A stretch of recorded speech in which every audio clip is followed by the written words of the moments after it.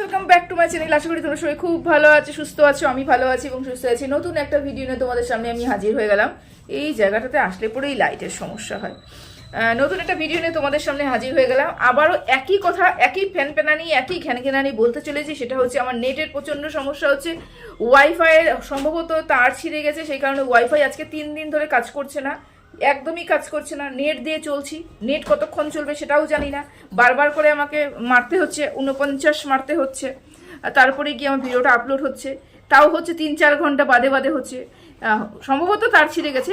আসতে বলেছি লোককে, তাদের আসার সময় হচ্ছে না। তার কারণ এখানে প্রচণ্ড ঝড় বৃষ্টি হচ্ছিল। গতকালকেও প্রচণ্ড হয়েছে, গত পরশু তো আরও বেশি হয়েছিল। রাত হলে পরে প্রচণ্ড ঝড় বৃষ্টি হচ্ছে, বাজ পড়ছে, অনেক সমস্যার জন্য আমার নেটের খুব সমস্যা হচ্ছে। সেই কারণে ভিডিওটা সকালে করলে বিকেলে পাচ্ছ, বিকেলে করলে পরে রাত্রে পাচ্ছ, রাত্রে করলে পরের দিন সকালে পাচ্ছ। এরকমই সমস্যা হচ্ছে, এরকমই সমস্যা কয়েকদিন চলবে। হলো আমার নেটের সমস্যাটা তোমাদেরকে বলে দিলাম। এবার আসি। আচ্ছা, আমি যেভাবে কথা বলি মনে হচ্ছে যে আমি লক্ষ্মীর পাঁচালি পড়তে বসেছি, লক্ষ্মীর পাঁচালি পড়বো। এবার আসি ম্যান্ডিকে নিয়ে কিছু কথা বলতে। অবশ্যই ম্যান্ডিকে নিয়েই তো বলতে বসেছি, তাই না? গোটা ভিডিওটা ম্যান্ডিকে নিয়েই বলতে বসেছি। ম্যান্ডি ম্যান্ডি ম্যান্ডি আর ম্যান্ডি।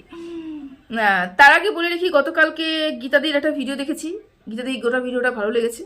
যেরকম করে বলেছে না বলেছে সেটা নিয়ে আমার কোনো এখন কাটাছেড়া করার প্রশ্নই ওঠে না। কারণ গীতাদি এখন বলছেন কন্ট্রোভার্সি করবে না, কন্ট্রোভার্সিতে থাকতে চায় না, সেই কারণে বলতে চায় না। তবুও যেহেতু গীতাদির নামটা উঠে এসেছে সেই কারণেই বলতে বসেছে। রুনাদিকে সম্ভবত, আমি তুতলে যাচ্ছি আবার রুনা করছি। আচ্ছা, রুনাদিকে কথা বলতে বসেছে, রুনাদিকে নিয়ে কিছু কথা বলতে বসেছে। তার মধ্যে একটা কথা বললো যে কন্ট্রোভার্সি জগৎটা আমাকে আসতে একমাত্র একজন মানুষই না করেছে, সেটা হচ্ছে স্যান্ডি। স্যান্ডি নাকি গীতাদিকে বলেছে যে তুমি কন্ট্রোভার্সি জোনে আসবে না, এটা খুব নোংরা জোন, কন্ট্রোভার্সি জোনে তুমি আসতে বারণ করেছে। আমার না খুব হাসি পেয়েছি কথাটা শুনে, বিশ্বাস করো, ভীষণ হাসি পেয়েছে। কেন বলো তো? যাকে বারণ না করলে পরেও কোনো সমস্যা নেই, মানে তুমি তাকে, সে যদি আসেও তাতেও তোমার কোনো সমস্যা হবে না, সে যদি নাও আসে তাতে কোনো সমস্যা হবে না। কিন্তু যাকে আটকানো দরকার, স্যান্ডি কিন্তু তাকে আজ অব্দি আটকাতে পারলো না। কন্ট্রোভার্সি করার জন্য বলো, কন্ট্রোভার্সি হওয়ার জন্য বলো, মানে শিক্ষরে থাকার জন্য বলো, বা বলতে পারো ষড়যন্ত্র করার জন্য বলো, যাই কারণের জন্য বলো না কেন, ম্যান্ডি কিন্তু নাম্বার 1-এ রয়েছে। স্যান্ডি ম্যান্ডিকে কিন্তু কোনোদিন এই জায়গাটাতে বারণ করেনি, বাধা সাধেনি যে না তুমি এই কাজটা করতে পারো না, তুমি এই কাজটা করতে পারো না। যদি সত্যি সত্যি সেটা করতে সারতো তাহলে কি ম্যান্ডি এটা করতো? আমার মনে হয় না। অবশ্য ম্যান্ডি তো স্যান্ডিকে পাত্তাও দেয় না, সেটা হচ্ছে ব্যাপার। যাই সে ব্যাপারটা নয়, ব্যাপারটা হচ্ছে অন্য একজন কন্ট্রোভার্সি ক্রিয়েটারকে বলছে তুমি আর কন্ট্রোভার্সি জগতে এসো না। অথচ বাড়ির যিনি বসে রয়েছেন তিনি তিনি মানে বাড়িতে যে একজন বসে রয়েছেন তাকেই তিনি বারণ করতে পারছেন না। এই জায়গাটা আমার ভীষণ পরিমাণে হাসি পেয়েছে। সত্যি মানে লজিক না, এরা মানে কি যে ভাবে, নিজের ঘরকে আমি সামলাই না, আমি পর সামলাতে চলে যাই। এটা বারংবার হয়ে এসেছে, ঘরকে না সামলে পর সামলানো, এটা ভীষণ খারাপ জিনিস। আগে নিজের ঘরকে সামলাতে হবে, আমি আগে ঘরকে বোঝাবো, ঘরকে সামলাবো, তারপরে তো আমি পরকে বকাবকি করবো, তাই না? এরা প্রত্যেককে, পরিবারের প্রত্যেকটা মানুষ দেখেছি কি অন্যের উপরে আঙ্গুল তুলতে, অন্যের উপরে দোষারোপ করতে, অন্যের উপর সব চাপিয়ে দিতে, ব্যাপারটা একদম মাহির। এরা প্রতিটা ক্ষেত্রে অন্যের উপরে দোষ চাপিয়ে দেয়, বুঝতে পেরেছো? আচ্ছা, একটা কথা তোমাদেরকে বলি, সেটা তোমরা কি একটু লক্ষ্য করতে পেরেছো? আমি কিন্তু একটু লক্ষ্য করতে পারছি। আজকে বেশ কয়েকটা দিন হলো ম্যান্ডির মাকে কিন্তু আমি ঠিকঠাক করে দেখতে পাচ্ছি না। ম্যান্ডি কিন্তু ম্যান্ডির মাকে নিয়ে সেরকম কোনো কথা বলছে না। প্রতিটা ক্ষেত্রে বলে যে আজকে রান্না করলাম, মার জন্য তুলে রাখলাম, মাকে এই করলাম, মাকে ওই করলাম, এগুলো কিন্তু ম্যান্ডি বলে। কিন্তু এখন দেখছি মার ব্যাপারটা ম্যান্ডি না ঠিকঠাক বলছে না। কি ব্যাপার বলো তো? ম্যান্ডি মার ব্যাপারটা কেন বলছে না? নাকি ওই যে কথোপকথন হয়েছিল লাইভে উঠে, ওই যে পায়েল 2 যে কথাটা বলেছিল সেটাকে নিয়ে তাদের মধ্যে গন্ডগোল লেগেছে, তাদের মধ্যে কোনো কিছু লেগেছে কেন জানি না। আমার মনে হচ্ছে যে স্যান্ডির কারণে ম্যান্ডির মা এখানে আসতে পারছে না, মনে হচ্ছে কোনো না কোনো জায়গা থেকে আমার মনের মধ্যে হচ্ছে। আমি না 2-3 দিন ভিডিও দেখছি, কোনো জায়গাতে ম্যান্ডি একবারও তার মার উচ্চারণ করছে না, বা মার জন্য খাবার তুলে রেখেছি এটা একবার হলেও দিনে বলে, মাকে তো আছেই, মা তো থাকবেই, মার জন্য খাবার রাখছি, মার জন্য রেখেছি, অনেক খাবার রেখেছি, বারবার করে কিন্তু এই কথাগুলো বলে। কিন্তু বিগত কয়েকদিন ধরে দেখছি মারও মনটা একটু খারাপ, মারও শরীর খারাপ, শরীর ভালো না, শরীর খারাপ, এই মধ্যে দিয়ে চলছে। আর ম্যান্ডিও তো মার কথাটা উচ্চারণও করছে না। তার মানে কি এটাই হতে পারে যে জামাই এবং শাশুড়ির মধ্যে একটা বড় গন্ডগোল লেগেছে? এটা কি হতে পারে? হওয়ার কিন্তু চান্স একটা রয়েছে, আমি কিন্তু একটু বুঝতে পারছি, মনে হচ্ছে তাই। বুঝতে পারছো? কথা দেখে দেখে মানে কথা না বলা, ইগনোর করা, এই ব্যাপারটা দেখে কিন্তু মনে হচ্ছে যে তাদের মধ্যে কিন্তু একটা গন্ডগোল একটা গন্ধ পাওয়া যাচ্ছে, বুঝতে পেরেছো? আচ্ছা, হতেই পারে যদি শাশুড়ি জামাইকে জামাইয়ের দরজা না দিয়ে শাশুড়ি যদি জামাইয়ের নামে পরকে গিয়ে নিন্দা করে এবং সেই পর যদি এসে জামাইয়ের নিন্দাটা জনসমক্ষে এসে বলে দেয়, তা জামাই তো মান সম্মান রয়েছে, সেখানে তো আঘাত আসবেই, তাই না?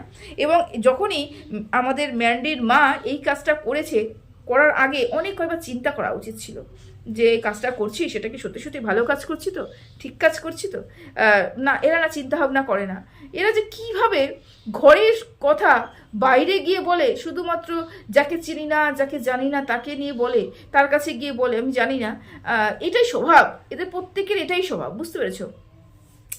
কি সুন্দর জামাইয়ের নিন্দা করে গেছে, যদিও সত্যি কথা বলেছে, খারাপ কোনো কথা বলেনি, তবুও সত্যি কথা তো সবাই সহ্য করতে পারে না। আর আমাদের স্যান্ডির কোনো কথাই সহ্য করতে পারে না, ও তো কোনো কথাই নিতে পারে না। ও পেছন থেকে শুধু না কাঠি নাড়াতে পারে, পেছন থেকে বলতে পারে, পেছন থেকে কাঠি নাড়াতে পারে, কিন্তু সামনে এসে কিন্তু কিছুই সহ্য করতে পারে না, বুঝতে পারছি? এটা হচ্ছে স্যান্ডির স্বভাব। আচ্ছা, এইবার আসে একটা কথাতে, সেটা হচ্ছে বিজনেস, যেটা নিয়ে এত গন্ডগোল, যেটা নিয়ে এত সমস্যা, এত কিছু। তা গতকালকে ভিডিওটা দেখে আমার একটু মনে হলো যে এই কারণে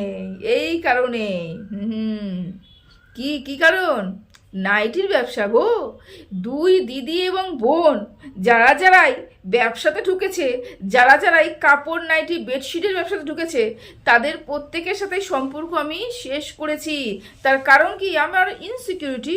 এই যে বলে না যে ইনসিকিউরিটি নেই, কোনো ইনসিকিউরিটি নেই, অবশ্যই ইনসিকিউরিটিতে ভুগছে ম্যান্ডি ইনসিকিউরিটিতে ভুগছে বলেই কিন্তু যেদিনকার নাইটি উঠিয়েছে সেই দিন থেকে কিন্তু ম্যান্ডির মনের মধ্যে জ্বলন শুরু হয়েছে। ম্যান্ডি ভেবেছে কি আমি একচাটিয়া ভিউজ ইনকাম করব, আমি একচাটিয়া এখানে ব্যবসা করব, আমার ব্যবসা আমার অনুগতরা করতে পারবে না। অনুগত কেন বললাম? ম্যান্ডি প্রত্যেকটা ক্ষেত্রে ভাবে আমি যার সাথে যোগাযোগ করছি, আমি এত বড় চ্যানেল এবং তাদেরকে আমি হাতে রাখছি, তারা আমার অনুগত, আমি যা বলবো তারা সেটা মাথা পেতে নিতে বাধ্য, এই কারণে বললাম অনুগত।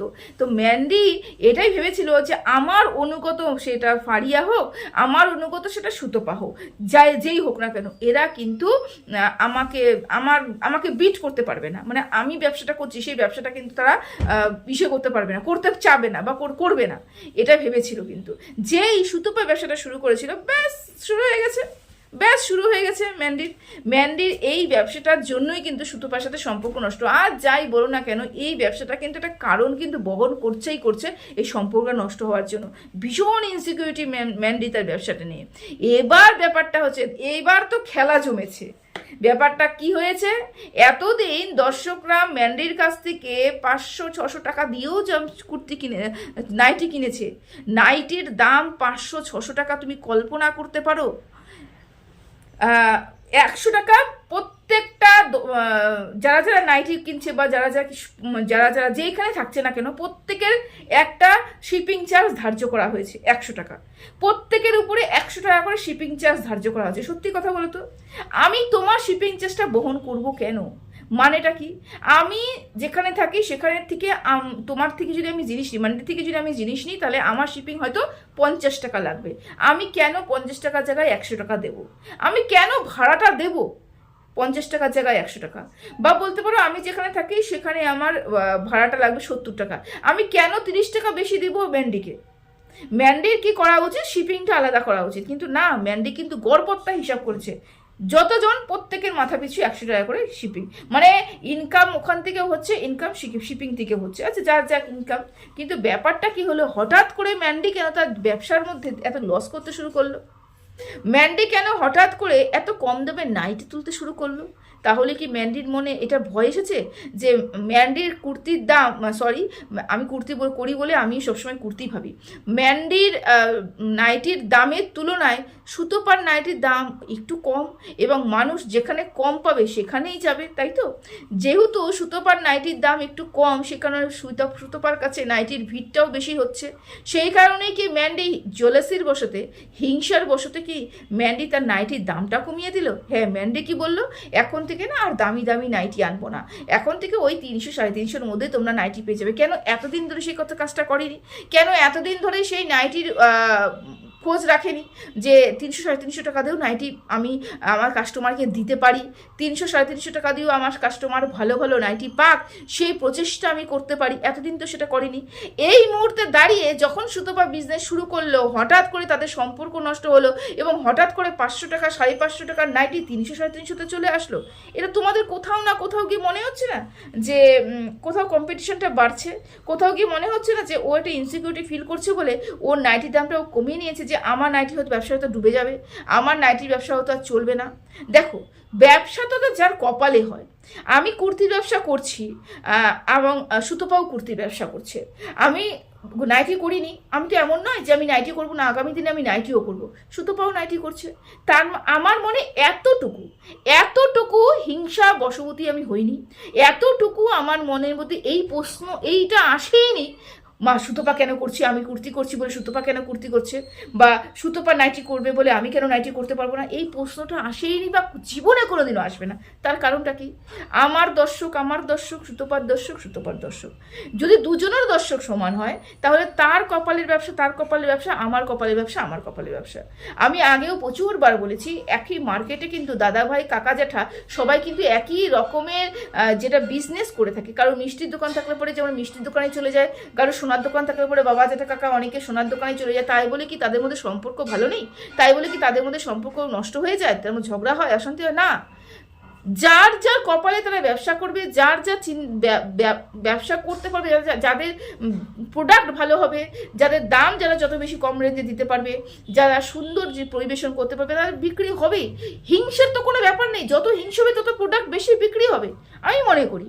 আমার মনে এতটুকু কোনোদিনও হিংসা আসেনি, আর আজীবন যেন কোনোদিন আমার মনে হিংসা আসে না।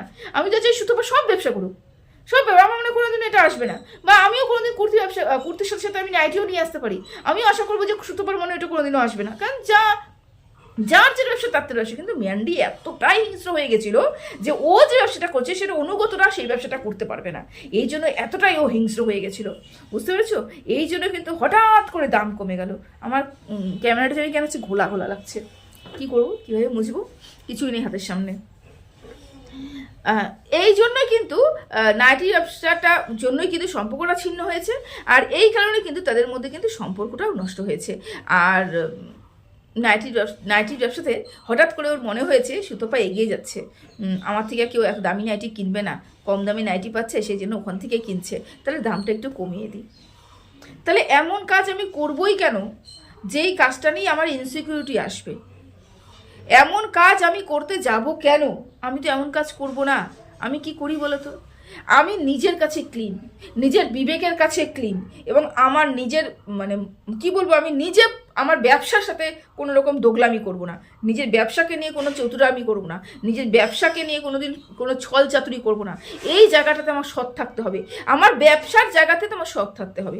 আমি এমন কিছু প্রোডাক্ট তুলে নিয়ে আসবো এবং সেইটা এমন প্রাইসে মানুষকে দেওয়ার চেষ্টা করব, হ্যাঁ আমার লাভের পরিমাণ হয়তো কম হবে, কিন্তু মানুষ যাতে ভালোভাবে নেয় এবং মানুষ যাতে রিটার্ন আসে, এমন কোনো ব্যবসা করবোই না যাতে আমার উপরে আঙ্গুল তোলে, মানুষ আঙ্গুল তুলে দেখায় যে এই অমুক দামে অমুক বিক্রি করছে, অমুক দামে তমুক বিক্রি করছে। আমি তারপরেও বলবো আমি যে দামে বিক্রি করছি সেটা কোয়ালিটিটা ম্যাটার করছে।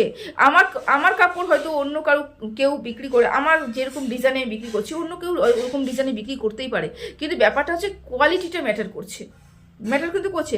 আমি আমার কাছে সৎ, আমি 300 টাকা জিনিস এসে কোনোদিনও 550-700 টাকা বিক্রি করতে পারবো না, কোনোদিনও পারবো না।